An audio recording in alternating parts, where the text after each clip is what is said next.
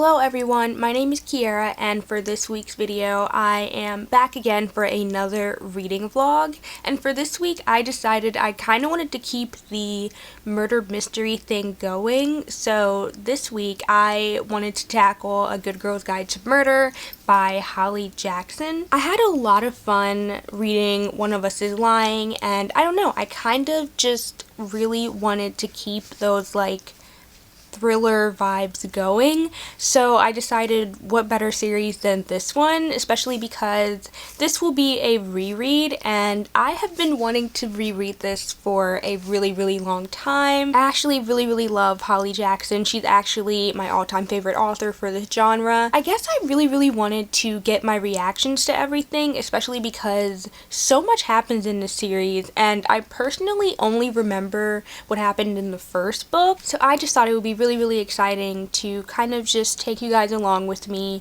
And if you've read this series, then please let me know, because I just love responding to comments and it's just really exciting to read books that I know other people have read and liked. And even if you disliked it, I do find it interesting when people tell me their reasons why. So if you're interested in my Good Girl's Guide to Murder reading vlog, then please stay tuned, because I really feel like this is going to be a new favorite.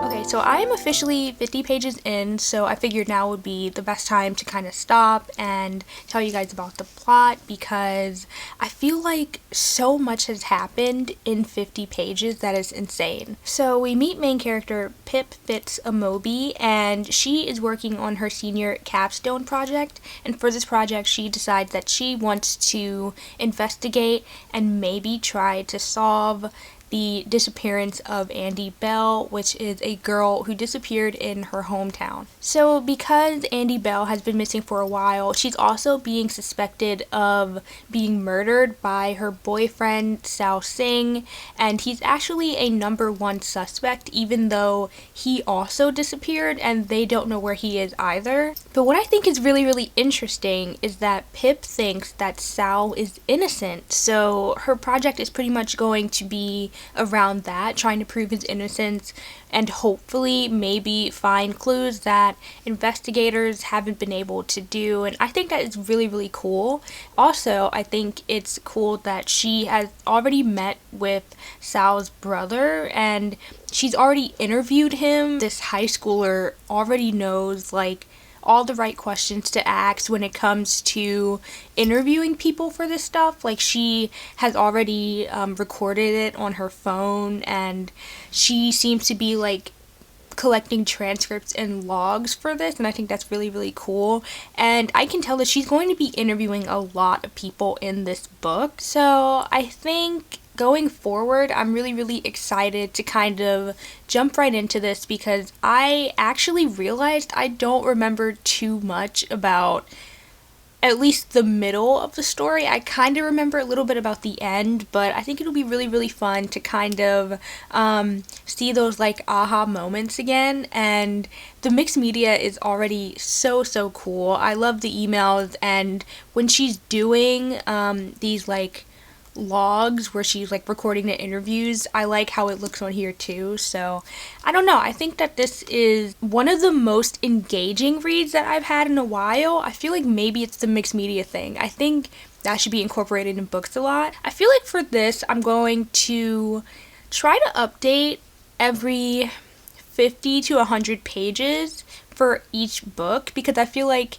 so much happens so fast in this book, and I think that will always be a nice stopping point for this. So I am going to keep reading, and I will update you guys again when I get to page 100 or maybe 150, I'm not sure.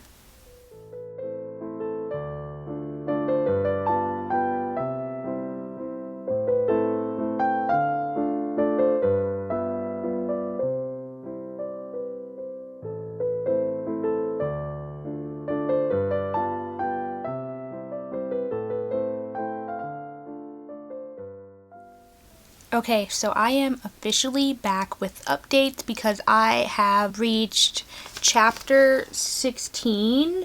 So Pip has interviewed a total of 6 people now, and those 6 people include Max Hastings, Elliot Ward, Chloe Birch, Emma Houghton, Naomi Ward, and Jess Walker.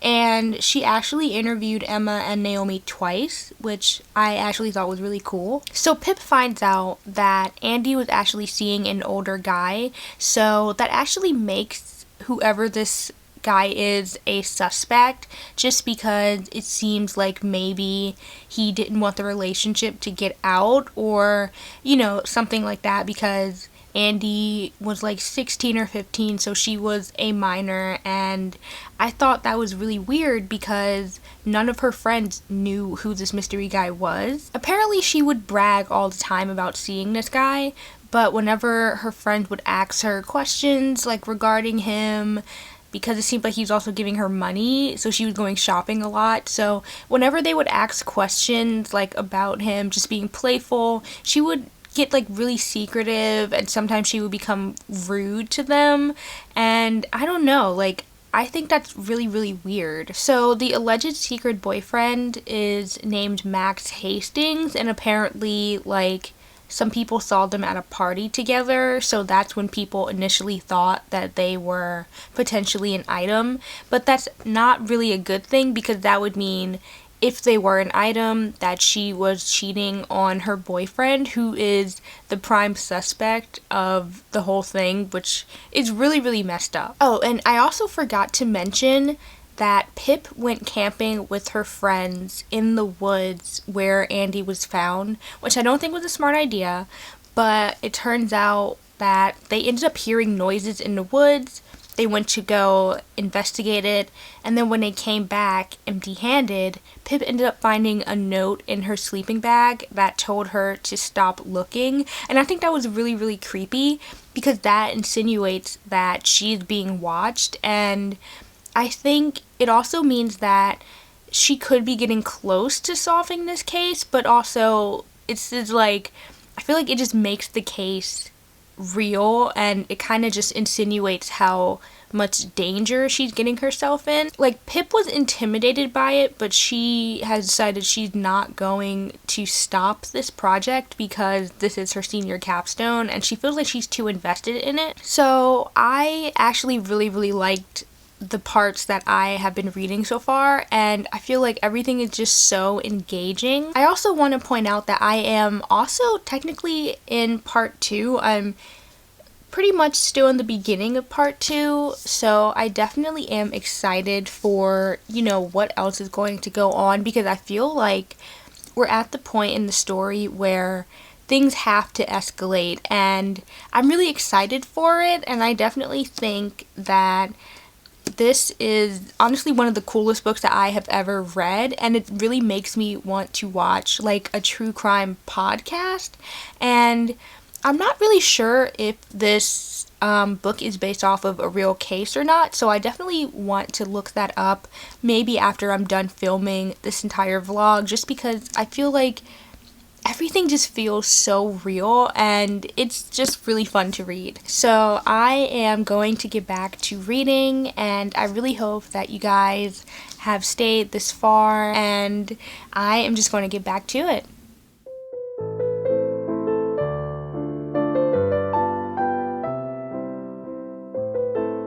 Okay, so before I start this update, I just want to point out that I think this is the very first vlog where I finish a huge chunk of it in one day, and I think that's so crazy, because usually in my vlogs, like, I feel like I'm wearing so many different outfits because days and weeks will go by without me giving any reading updates, and honestly without me even reading. So I'm just so proud of myself right now, and I definitely think that this is a 5 out of 5 stars, and I don't know, it's just, I just feel so accomplished and proud right now because I'm getting so much done today. I have read pages 150 to 159. I'm having so much fun reading this series, and I feel like even though there's so much going on, I find myself just never being confused. Like, there's never a time where I think anything is boring. I personally think that's really exciting because I haven't felt that way about a series in so long. So sometimes doing a reread of your favorite series and ignoring your TBR can actually kind of help. So with that, I am here to give my updates and opinions on everything that I've read so far. So we find out that Andy was selling drugs to Max Hastings, and her drug dealer might have been someone named Howie Bowers, so that actually makes 2 new suspects. And Pip actually infuriates me in the pages that I've read because I feel like she was being very, very, like, reckless in this situation. She literally, stalks this guy. She stalks the drug dealer and she follows him to his house, and she does the unthinkable, the unimaginable. She tries to blackmail him. She knocks on his door and pretty much forces her way in when he answers, and I feel like that is something you should not do. Like, I feel like she's really forgetting that this is supposed to be a school project, and she's starting to think that she is actually a detective. Like, there was actually one point where I thought things were gonna go left with this guy, and honestly, if Ravi wasn't with her, it probably would have. So I feel like that's the only thing that I didn't like in this couple of pages that I read. We find out that Andy has 2 phones, and that when they broke into her house, there's a lot of breaking and entering in this part. When they broke into her house, they kind of just randomly decided to look under the floorboards, and that's where they found Andy's burner phones, because she was helping this guy deal, and that's how she was making all of her money. Pip also receives another anonymous text telling her to stay out of it, so clearly whoever this is was the same person in the woods, and I don't know, I feel like things are slowly starting to escalate, because if whoever this is continues to threaten her, like, you know, I just can't imagine what's going to happen. Oh, and I also forgot to mention that Pip also hacked her friend's sister's Facebook page just to, like, look at Andy's profile without, like, being suspicious if she did it herself on her own computer, which, again, more crime is happening right now. But with that in mind, I am going to just keep reading, and I will check in with you guys when I finish this book, and I am ready to start book 2. Hello everybody, so I am back with the final update for book 1 because I have just finished it, and I definitely will say I was surprised as far as how much I forgot about the ending, because the way Andy's death was described was definitely not what I remembered. Technically, her sister played a part in killing her in, like, a weird, jealous rage, and I kind of felt like it came out of nowhere, to be honest, and I don't know, like, one of the suspects did end up harming her, and I think he, like, meant to kill her, but Andy just ended up going home, which I don't know why she would go home after, like, almost being murdered and not go to a police station, but I don't know. And her sister just happened to find her, and it turned out that, like, her sister was just always jealous of, like, how many friends she had, and how, like, she was just so lovable, like, not even just to, like, the people in her school, but also to, like, adults as well. And I don't know why, but I kind of wish that was talked about more throughout the story so that it would make more sense, because I feel like it was kind of, like, all over the place in that sense, where I was kind of like, why are you just bringing this up? Like, it felt kind of rushed when it was explained. Pip ended up almost getting drugged herself by this girl, and it was just crazy because, like, throughout the book, she interviewed her sister, and she was, like, over her house a lot, and it was just, like, Like, while she was a suspect, I genuinely I thought a man did it. I don't know. Like, I don't know why it just never would cross my mind that it was like a jealousy thing. So I guess that was like a decent surprise, but like it was also kind of gruesome when it was mentioned that her sister like dragged her like to the middle of nowhere and dumped her in a tank, and that's why she was never found. When did you have time to do this? Like, I don't know. I don't know, like, how no one saw anything or suspected anything is just crazy to me. So I think that is just like all of the thoughts that I have on book 1. The next book that I will be tackling is book 2, which is titled Good Girl, Bad Blood. And I'm really, really excited for this because I don't remember anything about book 2. I think Pip keeps her like true crime stuff going as far as she makes a podcast. That's not like a video school project, but like just for her. But like I think that's all that I like, you know, imagine this book will be about, and I think that's really, really exciting because I really like going into books blind, even if I'm rereading it. I just think it's so much fun. So if you guys are interested in me reading Good Girl, Bad Blood, then please stay tuned.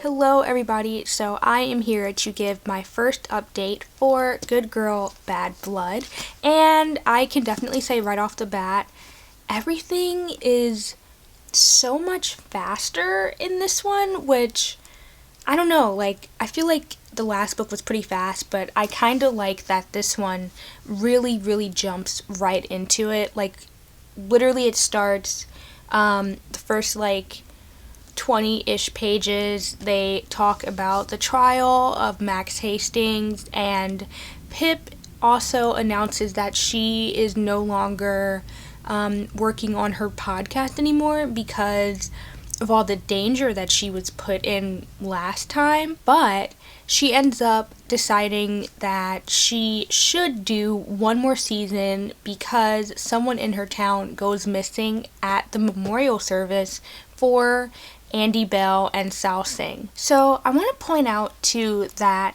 Pip mentions a lot of people do not like her from the last book despite her solving this case. There's, I don't know, like a little bit of tension between a lot of people, specifically like Pip and Nat De Silva, because she wrongly accused her, which is understandable, but I guess like there is a lot more like animosity in this book that I think is really, really important to point out. So while they are at a memorial service, a 24-year-old man named Jamie ends up going missing, which is unlike him because he usually never goes missing. I think his parents said he literally just had like no history of that, and I think there's only been like one time where he went to a friend's house and came back, and that was like the only time that happened, and he never stayed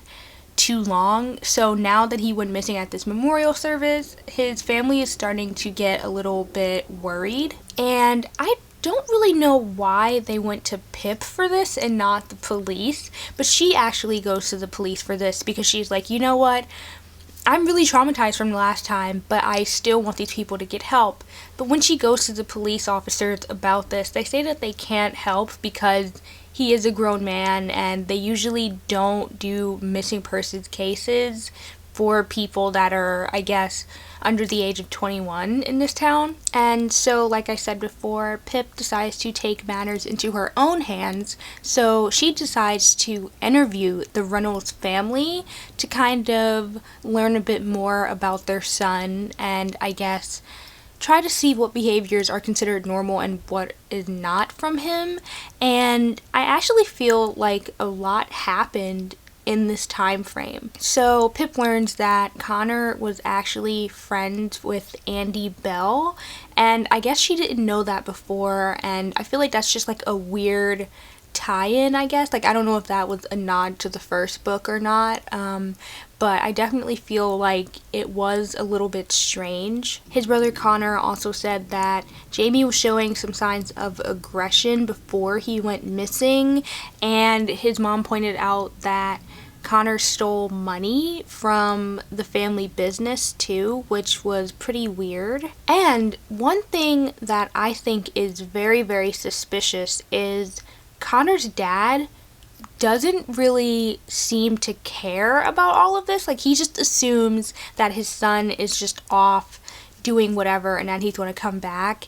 And like, while that is a possibility, I think it's just kind of weird that he's not concerned the way his mom and brother are. And so for me, like, I don't know if there's going to be a suspect list this time around, but I would definitely put their dad on that list, because he literally was showing so many like signs that he did not like Pip. He didn't want her in the house, and he didn't think it was necessary for Pip to get involved and do another season of the show based off of this disappearance. Pip also finds a message on like a message thread about like A Good Girl's Guide to Murder, like the whole podcast, and it was some anonymous person who said like something around the lines of who will look for you when you're gone. And I feel like that was so creepy, and she didn't like really do anything about it, but like, I don't know, I feel like she should have like reported it or something.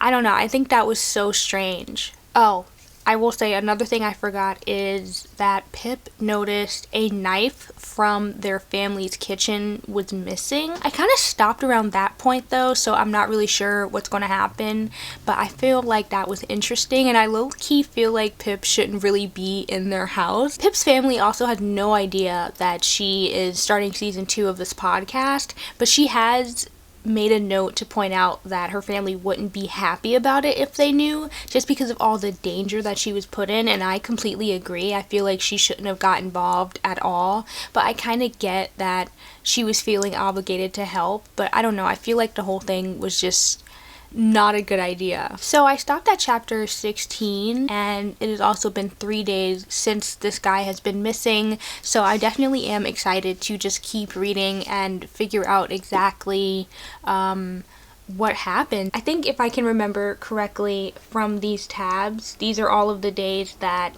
Jamie is missing. So I feel like this book is going to cover a few days, maybe a week tops, and I think that will be kind of cool to just figure out how far Pip can get to solve this. And I actually really hope that Jamie is found and he's alive, because I feel like in the first book with Andy like being dead and never found and stuff, it was so depressing. So I think if he's actually found, it would kind of be a happy ending this time, but I'm not sure if any of these books are supposed to have a happy ending. I guess we'll see.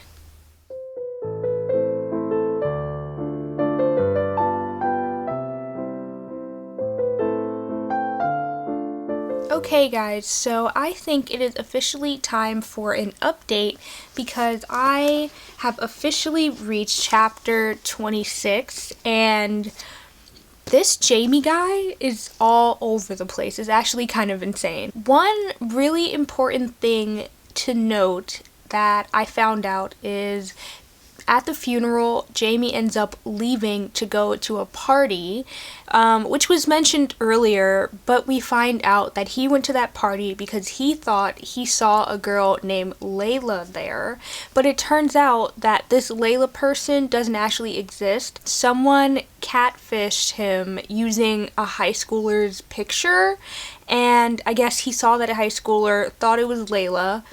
She got freaked out, said it wasn't, and then he was really confused. He tried to call this person, and I guess he left the party, and it was really, really weird because when Pip was investigating this Instagram page, she found out that one person that was following this fake Layla account was their new high school teacher. So Pip and Ravi actually tried to message this fake account, and then this person gives them a weird message telling her that she's getting closer, and then the page just completely deactivates. So I don't know, there goes like that lead in this investigation, I guess, but I did think it was kind of creepy that like whoever it was just happened to be online, and like I think it was like Pip made a fake Instagram account and followed Layla, and that's why like this mysterious person messaged her, which like I don't know, I feel like it was kind of weird that this person knew it was her, but who knows, it was just something very, very strange. We also find out that Jamie was looking up some weird stuff in his search history, like how to fight for some reason, and he was also Googling things like what counts as assault and like something about controlling fathers, which is really, really sad actually. Like I don't know, because it doesn't seem like his brother like had any trouble with their dad, so it's like why was the dad like only targeting Jamie? I don't get it. I feel like the brother needs to talk more about like their relationship, and I really hope that he does, because I think that's like a huge like puzzle piece that's missing in the story. Hopefully it will get solved, but I really don't know. I'm pretty sure I noted that there was a knife missing in like the family's house. So it turns out that this knife was found during like a town search party that Pip arranged, I guess like to search for Jamie. They ended up going to like this farmhouse like tank thing, like which was actually where Andy's body was found, and they ended up finding the missing knife that was kind of tied to Jamie's disappearance. And so I think hopefully that means that we're getting closer to finding out what happened. There was no actual sign of Jamie there though, so it's kind of like, you know, what is going on with that? But I hope that we're getting really, really close to figuring it out. I think right now everything is kind of just tying to the dad, and I feel like, I don't know what it is with like this series and having like really suspicious dads, but like this one is just kind of different than in the first book. Like I genuinely feel like, you know, their dad does not like Jamie, and I don't know why. I feel like it's like nothing has really been explained,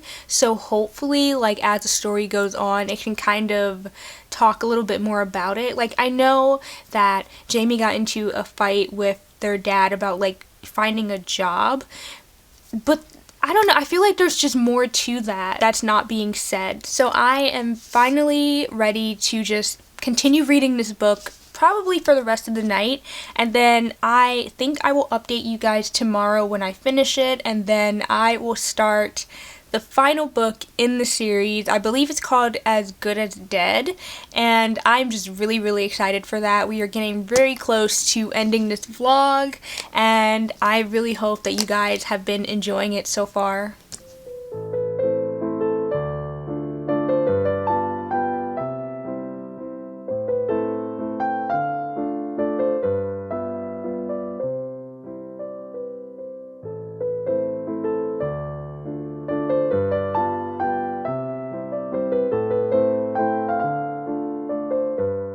Okay, so I'm going to be honest, before I press record for this, I was going to give a whole rundown on my thoughts on this book and everything that I liked, everything I disliked, But then I realized there's more stuff that I disliked about this book than stuff that I liked. And I really don't want to sound too negative, so I will just say that I think this will be my least favorite book in the series just because it kind of felt all over the place. I liked the first half because I feel like it focused a lot on Jamie and where he could potentially be. But I feel like toward the middle, when they started to talk about like the catfishing stuff, I feel like it started to slowly go off track because towards the end, the catfish ends up being like a child serial killer that is living in the town, which is supposed to be Stanley Forbes, who works on like the newspaper. And I don't know, I feel like that was such a weird plot because the reason Jamie goes missing is he finds out that Stanley is this child murderer and he like kidnaps him. And when I say child murderer, I mean like he was a kid and his dad forced him to like kill people. So I don't know, I feel like that should have been kind of like talked about more in the beginning of the book just because it felt so outlandish. And then I feel like if they talked about it at the beginning, the whole catfishing thing wouldn't have been necessary. After giving it some thought, this book kind of just felt like filler because it is like the second book in this trilogy, which is sad.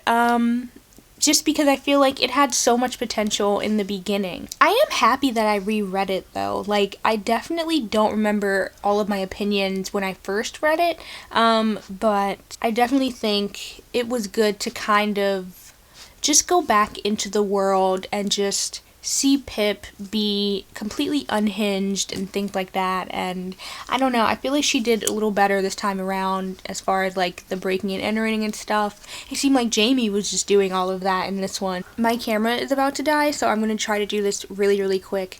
I am finally going to start the third and final book in the series, As Good as Dead, and I believe in this one, just like the title says, someone wants Pip dead. I believe someone goes after Pip, and I think it'll be kind of interesting because they did kind of insinuate that at one point or another she will be a victim at some point in the story. So I definitely think this will be a nice way to end it. And following that, I will be reading the novella Killjoy, which I believe takes place before the whole Andy Bell thing. So that means there's no senior project at this time, and that's really exciting. I think for this, I am going to give my final updates on this and combine it with book 3. That way everything just kind of ends seamlessly and the vlog doesn't get confusing towards the end. So if you guys are interested in me just completing the series, then please stay tuned because I am really excited to be done.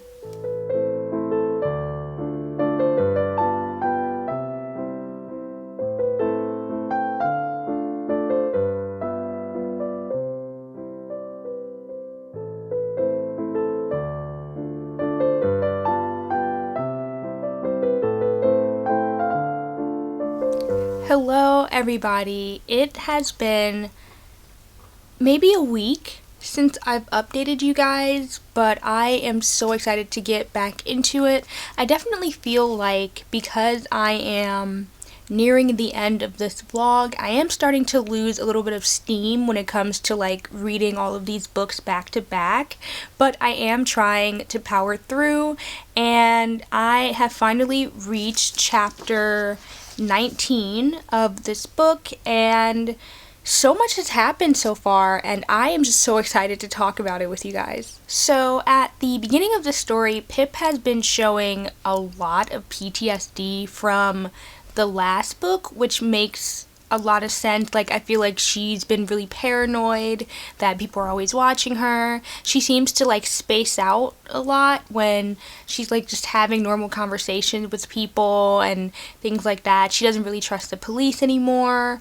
All very, very valid experiences, and I don't know, I just feel like I feel so bad for her. I definitely think in this book, like, she's not as annoying, which is good.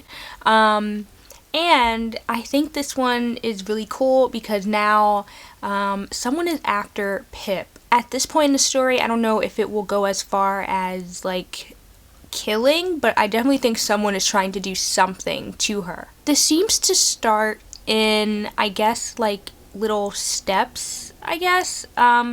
It first starts with like dead birds being like placed in the front of their house and stuff like that, and then I believe Pip starts to get like anonymous messages and emails, and she goes to the police station. She actually tries to do things differently this time, but they don't believe her, and so I feel like she feels like she needs to take matters into her own hands after that.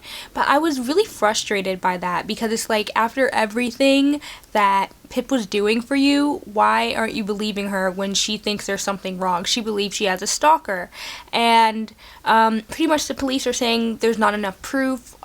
She took pictures, but I guess they just assumed that it could be anything. I feel like the scene where she was like in the police station was really upsetting because you can see her like really like tearing up, or like it just seemed like she was really trying to hold it all together, and so I felt really bad. So Pip ends up finding a man who was known as the DT Killer, who is allegedly locked up right now. But when she was looking at the things that he was doing to his victims, as far as like stalking and leaving stuff in front of the house and things like that, everything kind of matched up. But the problem is the supposed DT killer is already locked up, but Pip doesn't believe that's the case. She thinks that the guy who's locked up was framed and that the real DT killer is after her, and that she feels like she's kind of on a ticking time bomb right now. But overall, that is where I'm at in the story so far, and I'm really, really excited for it. I definitely think that this serial killer, I feel like there's like a different vibe to it. Like, there's more elements of danger in this one, and I think that's really exciting, and I definitely am going to power through it and just see where this goes, and I will update you guys when I guess reach my next checkpoint.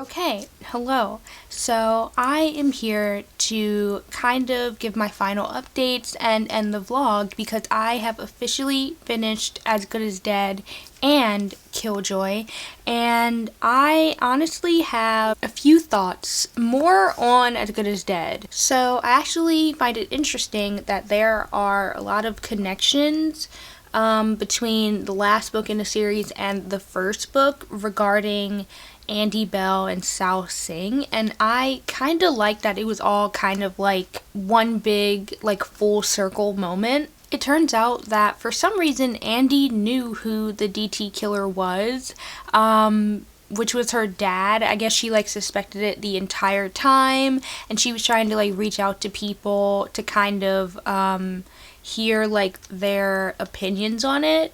And so it's kind of ironic that around the time when she was planning on, I guess, going to the police, that's when both Andy and Sal ended up like getting killed. I really, really liked that this was kind of like a weird revenge arc in a way, because Jason Bell, Andy's dad, kidnaps Pip, but she ends up escaping, and with the help of Ravi, they kill him, and then they frame Max Hastings for it as a way of getting him put in jail, considering he wasn't able to go to jail the first time. And I feel like that kind of goes to show like how much hate she had for Max Hastings, which is completely understandable. Max was a horrible character in this series, but I think what surprises me is that Pip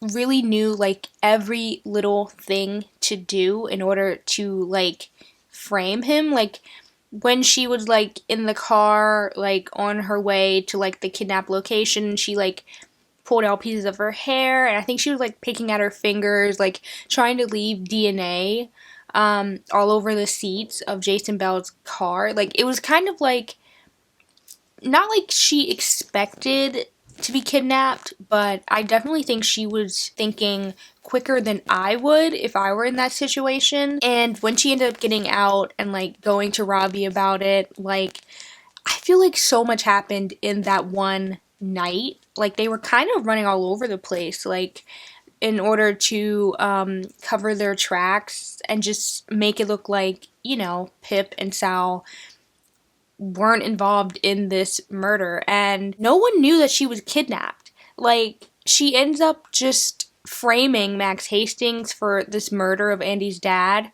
and everyone just like, no one thinks Pip is involved at all, I guess. I don't know. I don't know if that's completely realistic, but I really like this book. I really think this is the best book in the series. I kind of wish that there was one more book regarding like Pip's revenge story, because I feel like she could probably get revenge on like at least two more characters in this series. Definitely like the police officer in this. But overall, like I really had a lot of fun with this series, and I am so happy that I decided to reread it. I definitely enjoyed it a lot more than One of Us is Lying, which is not really surprising considering like this is like literally written by a completely different author and a completely different writing style, but it was still really, really fun to like jump into this world again, especially because I had forgotten everything. One thing that I really liked about Killjoy is the fact that Jamie was alive at this time, so you really got to see like what his dynamic was like in their friend group, and I really like that. So this has been my reading vlog for the Good Girl's Guide to Murder series. I feel like I say this at the end of every video now, but I have so much planned like content wise for my channel, and I'm really, really excited to kind of just see how many vlogs I can push out, and not even just vlogs. I definitely plan to do like more reading wraps and things like that, like other types of content in between. So with that, I am going to let you guys go. So this has been Kiera's Bookshelf. Thank you so much for watching. Bye!